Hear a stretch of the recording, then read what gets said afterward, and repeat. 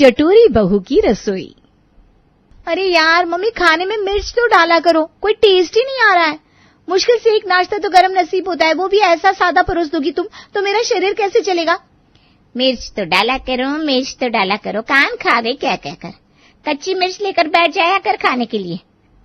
पूरी 1 चम्मच देगी मिर्च डाली है सब्जी में, और कितनी मिर्च खाएगी तू। ऐसे ही पूरे मुंह में छाले पड़े रहते हैं तेरे। 4-4 घंटे बाथरूम में बैठी रहती है और कहती है मिर्च डाला करो।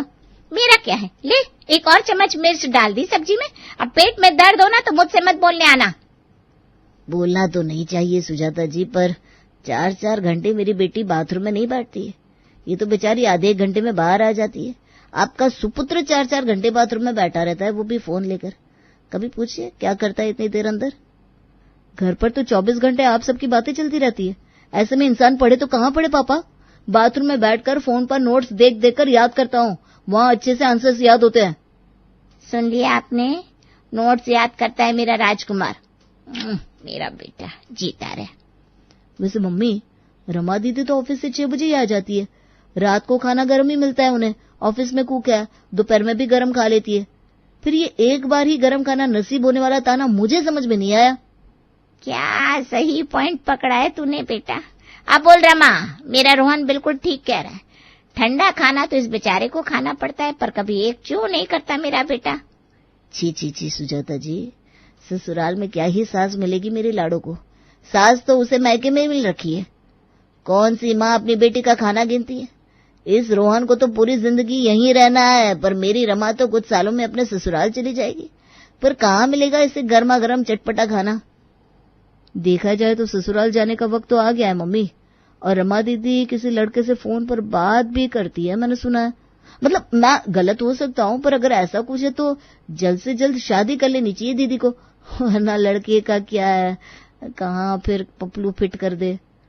बाप रे बाप, कितना फालतू बोलने लगा ये लड़का, और चढ़ाओ सर पर इसे मम्मी। ये कहकर रमा गुस्से से अपने कमरे में चली जाती है। पर अब रमा कमरे में जाए या घर से बाहर, कुछ होने वाला नहीं था। वो कहते ना, जवान लड़की की शादी के बाद एक बार छिड़ जाती है तो फिर छिड़ ही जाती है। रोज की तरह ऑफिस से लौटकर रमा सोफे पर हाथ पैर खोलकर लेट जाती है। बच्ची नहीं रही हो तुम, जरा हाथ पैर समेट कर बैठो, और अगर आराम करना है तो कमरे में जाओ। मैं तो रोज यहाँ इसी तरह लेटती हूँ मम्मी, कभी तुमने कुछ नहीं बोला, आज अचानक बोल रही हो। रमा की बात का सुजाता कोई जवाब नहीं देती और रसोई में चली जाती है। कुछ देर बाद रमा कमरे से बाहर डिनर करने आती है। सभी डाइनिंग टेबल पर बैठे हुए थे। सुजाता रसोई से गर्मा गर्म खाना लाकर सभी को परोसने लगती है। चल रोहन बेटा, जरा खाना लगाने में मेरी मदद कर दे। पराठे ले आई हूँ, सब्जियां तू ला दे। जी मम्मी। अब काम तो बेटे से ही करवाना पड़ेगा। क्या पता कहीं मेरी बेटी जैसी मेरी बहू आ गई तब क्या करूंगी मैं, इसलिए तुझे ही काम सिखा रही हूँ, करते बेटा। जब से ऑफिस से आई हूँ तो मैं बदला बदला देख रही हूँ। मैं क्या बात हो गई मम्मी, क्यों ताने मार रही हो मुझे तुम। ताने नहीं मार रही हूँ, सच्चाई बोल रही हूँ। 27 की हो गई है तू। तेरे पापा का बस चले तो पूरी जिंदगी तुझे यहीं रोक ले, पर ऐसे दुनिया नहीं चलती ना बेटा। इंजीनियर बनना था तुझे, बन गई। नौकरी करनी थी, कर रही है। आगे की भी सोच। मैं और तेरे पापा जीवन भर तेरे साथ नहीं रहेंगे। और रोहन, तुम जिस तरह सारा दिन कुत्ते बिल्लियों की तरह लड़ते हो ना, आगे तुम दोनों का साथ रहना तो नामुमकिन ही हो जाएगा। तब क्या यहाँ वहाँ अकेली डोलती रहेगी। तब तो ऑफिस जाने के लिए ना शरीर बचेगा, फिर क्या करेगी हैं? अरे ये कौन सा तरीका है लड़की से बात करने का सुजाता जी।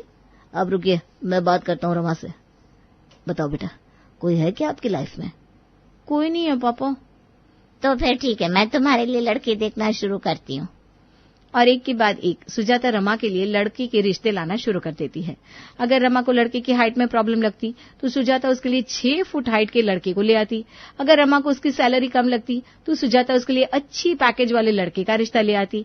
और आज इसी तरह वो 31वां रिश्ता था जो सुजाता ने रमा के लिए देखा था। वो सब तो ठीक है आंटी जी, पर मैं शादी के बाद जॉब करूंगी, घर नहीं संभालूंगी, ये मैं पहले ही क्लियर कर देती हूँ। बेताली बहू।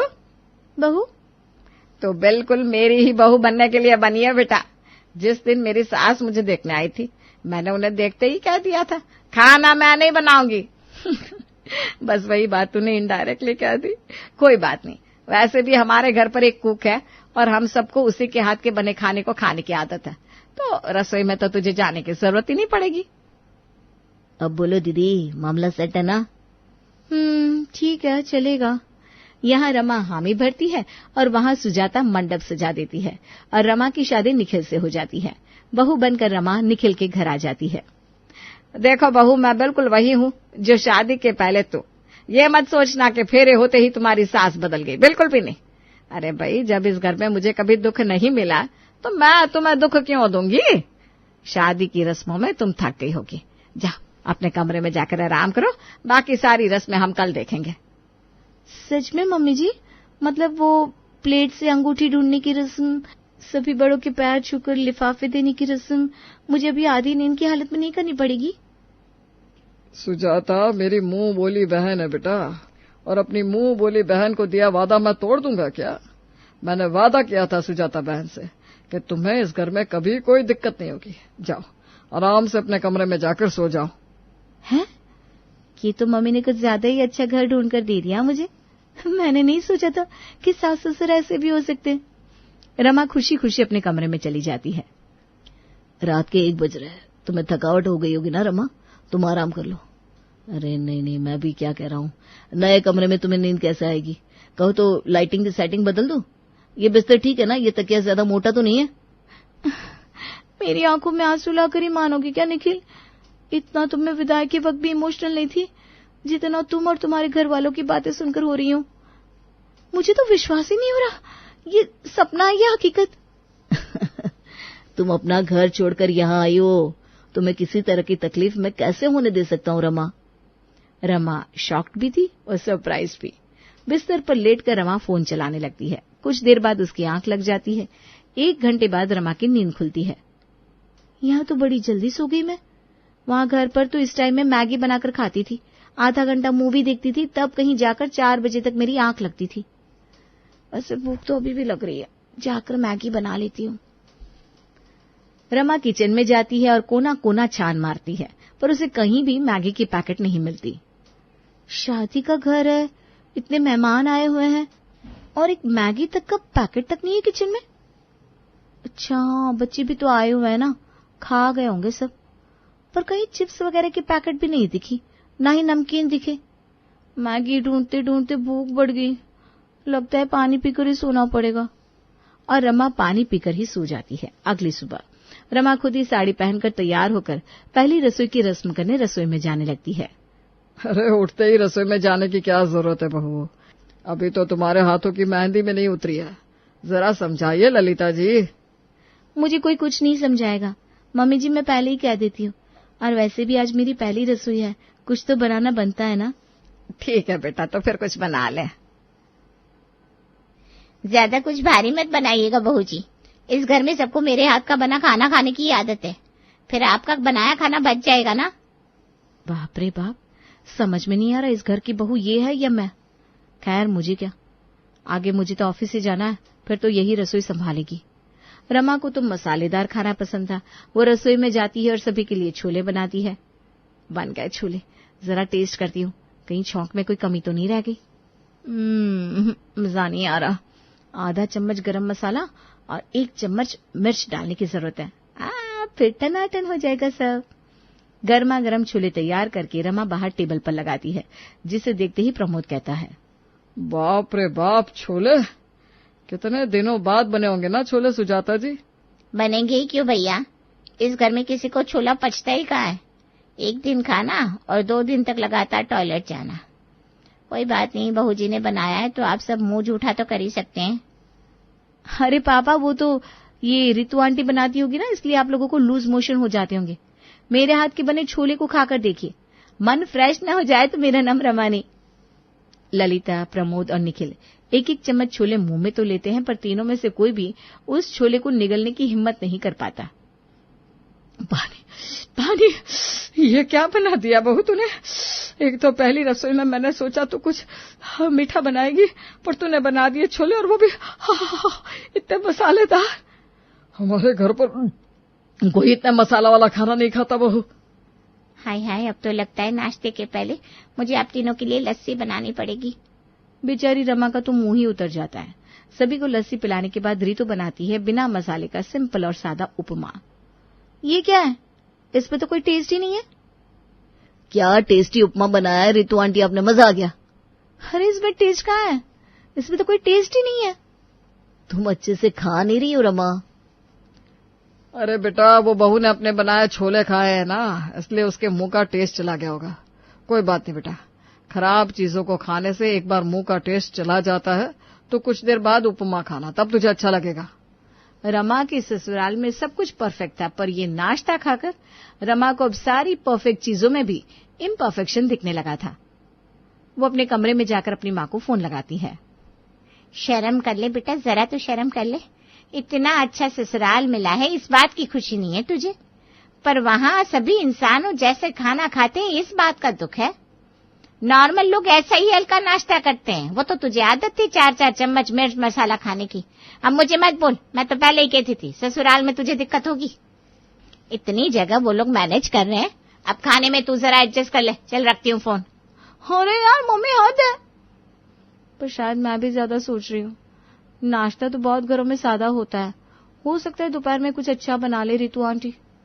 नहीं, मैं रिस्क नहीं ले सकती। रमा खुद ही रितु के पास जाती है और उसे बिरयानी बनाने को कहती है। बिरयानी? अच्छा पुलाव तो? पुलाव अलग चीज होती है आंटी। हाँ ठीक है। नए नए शौक उफर रहे नई बहू के मन में। ठीक है, आप जाइए बहू रानी। ठीक है, 1 बजे टेबल पर खाना लग जाएगा। बिरयानी बनने की खुशी में रमा बड़ी एक्साइटेड थी। अपने कमरे में शीशे के सामने बैठकर वो खुद से बातें कर रही थी। क्या लाइफ है, कुक खाना बना रही है, ससुर बाहर से सब्जी लाकर दे रहा है, सास आराम से अपने कमरे में बैठी है और पति छत पर वॉक कर रहा है। लगता ही नहीं कि ये ससुराल है। अब ड्रेसिंग टेबल के सामने बैठ ही गई हूं तो लिपस्टिक लगा लेती हूँ। रमा शीशे के सामने बैठकर साज श्रृंगार करने लगती है, अपना फोन चलाती है, फिर टीवी देखती है। ऐसे ही बज जाते हैं 1। निखिल बेटा, भाभी खाना लग गया है, आ जाइए। सभी खाने के टेबल पर पहुंचते हैं। ये क्या है? चावल में हल्दी डालकर पीला कर दिया और दम लगा दिया। ऐसे बनती है क्या बिरयानी? अरे ऐसे नहीं तो कैसे बनती है रमा? मैं तो आज पहली बार बिरयानी खा रहा हूँ। क्या बिरयानी बनाई आपने रितु आंटी, और ये जीरा, वाह। वही तो, जीरा कौन डालता है बिरयानी में? उफ, ये सब क्या है भगवान। तुम्हारी टेंशन मैं समझ सकता हूँ बहू, आज खाना कुछ ज्यादा मसालेदार हो गया नहीं? एक काम करना रितु, तू रात में सभी को कांजी का पानी और रोटी दे देना। रात का पता नहीं, पर अभी तो तुम मुझे गरम मसाला ला कर दे दो आंटी। गरम मसाला वो तो मैंने हटा दिया ना रसोई से बहू। वो क्या है ना, हमारे रसोई में गरम मसाले का इस्तेमाल नहीं होता। वो तो मेहमान आए हुए थे तो दिखावे के लिए कुछ चीजें रसोई में रखनी पड़ी। जैसे ही मेहमान गए मैंने सब कुछ हटा दिया। बेचारी रमा का तो मूड ही ऑफ हो जाता है। अपने कमरे में यहाँ से वहां चक्कर काट रही रमा खुद से बातें कर रही थी।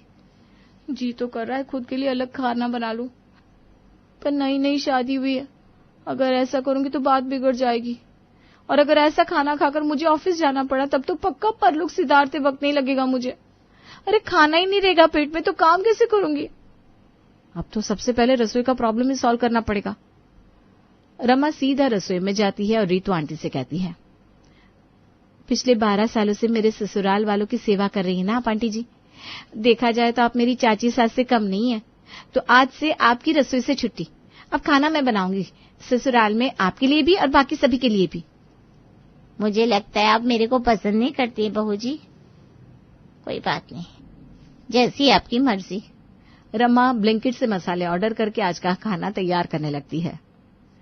चलो रमा, अब अपना दिमाग चलाने का वक्त आ गया है। रमा अपनी सास के कमरे में जाती है और उनसे मसाले का अंदाजा पूछती है। बस 2 चुटकी मसाला डालना रमा, और लाल मिर्च ना के बराबर। वो क्या है ना, हमारे घर में कोई चटपटा खाना पसंद नहीं करता। जी मम्मी जी, इसीलिए तो मैं आपसे मसालों के बारे में पूछने आई थी। आपसे सटीक अंदाजा कौन ही दे सकता था। इसी तरह रमा अपने ससुर जी के पास जाती है, फिर निखिल के पास और फिर रितु आंटी के पास। आपसे ज्यादा किसे ही इस घर में खाने के अंदाज के बारे में पता होगा आंटी जी। आज मेरा पहला दिन है ना, तो आप ही बताइए कितना मसाला डालूं। रीतू भी अपने हिसाब से रमा को मसाले की क्वांटिटी बता देती है और सभी के बताए मसाले की क्वांटिटी को मिलाकर रमा सब्जी में डाल देती है और कर लेती है आलू की सब्जी तैयार। टेबल पर परोसी आलू की इस चटपटी सब्जी को खाते ही सभी के मुंह और नाक से धुआं निकल जाता है। ये क्या है बहू? मेरा तो आज रसोई में पहला दिन है पापा जी। मसाले की क्वांटिटी पूछी तो थी मैंने आपसे, आपकी बताई क्वांटिटी ही डाली है। अब सब्जी ऐसी बन गई तो उसमें मेरी क्या गलती। रमा तो चटकारा मार मार कर सब्जी खा लेती है और बैंड पूरे घर की बच जाती है। दूसरे वक्त फिर से रमा यही आइडिया अपनाती है और बनाती है मसालेदार डोसे के साथ चटपटा सांभर। ये कैसा सांभर बना दिया रमा तुमने? इसे खाकर तो सभी को लूज मोशंस हो जाएंगे। सांभर में मसाला कितना जाएगा नहीं जाएगा सब पूछा था ना मैंने तुमसे निखिल। मेरी गलती क्या हुई? अंदाजा तो तुमने गलत बताया। मेरा तो रसोई में पहला दिन था आज। और इसी तरह हर रोज रमा मसाले की क्वांटिटी का अंदाजा सभी से पूछती और खाना बनाती अपने हिसाब से, ताकि इस मसालेदार खाने का बेड़ा वो किसी और के सर पर मार सके। इसी तरह दिन बीत रहे थे। पर अगर रमा सयानी थी तो बाकी सभी कोई बेवकूफ तो थे नहीं। आज जब रमा सभी से मसाले की क्वांटिटी पूछने आती है तो सभी हाथ खड़े कर देते हैं। मैं तो खाना बनाना ही भूल गई है बहू जी। आपको जो समझ में आए उस हिसाब से मसाले डालिए। हाँ बहू, मुझे तुझ पर पूरा भरोसा है। तो बना ले अपने हिसाब से खाना। ऐसे कैसे मम्मी जी, मुझे तो खाने का अंदाजा ही नहीं है। अगर अंदाजा नहीं है तो फिर रसोई में रीतू को बनाने दे खाना। वो मम्मी जी क्या है ना, ये सब मैं जानबूझकर कर रही थी, मुझे माफ कर दीजिए। मुझसे ये सादा खाना नहीं खाया जाता और आप लोग मसालेदार खाना खाते नहीं, क्या करूं मैं? अरे बस इतनी सी बात है बहू। ऐसा है तो तू अपना खाना अलग बना लिया कर। बस जब तू रसोई में अपने लिए अलग खाना बनाएगी तो खिड़की लगा देना, ताकि मोहल्ले वालों को इस बात का पता ना चले कि हमारे घर में बहू का खाना अलग बन रहा है और ससुराल वालों का अलग। बाहर वालों को तो मौका चाहिए बातें बनाने का। बाकी तेरा जो मन है वो खा बेटा। ये सुनते ही रमा की टेंशन एक बार में ही छूमंतर हो जाती है और जिस प्रॉब्लम को उसने इतना बड़ा कर दिया था वो ललिता की एक बात में हवा हो जाती है। इस दिन के बाद रमा के ससुराल वाले अपनी पसंद का सादा खाना खाते और रमा खाती चटपटा मसालेदार।